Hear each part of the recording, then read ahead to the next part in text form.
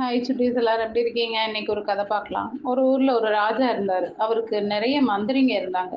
எல்லா மந்திரிங்களும் ராஜா சொல்றத கேட்டு நல்லபடியா வாழ்ந்தாங்க. ஒரு நாள் ராஜாவுக்கு ஒரு சந்தேகம் வந்துச்சு.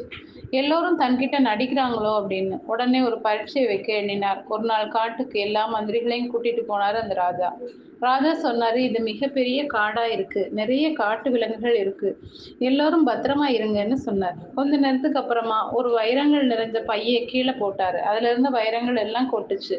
இதை பார்த்த ராஜா, அடடா, வைரம் கீழே விழுந்துடுச்சா, பரவாயில்ல, நீங்க எல்லோரும் வேணுங்கிறதை எடுத்துக்கோங்கன்னு சொன்னாரு அந்த ராஜா. உடனே எல்லா மந்திரிகளும் வைரங்களை பிறக்க ஆரம்பிச்சாங்க.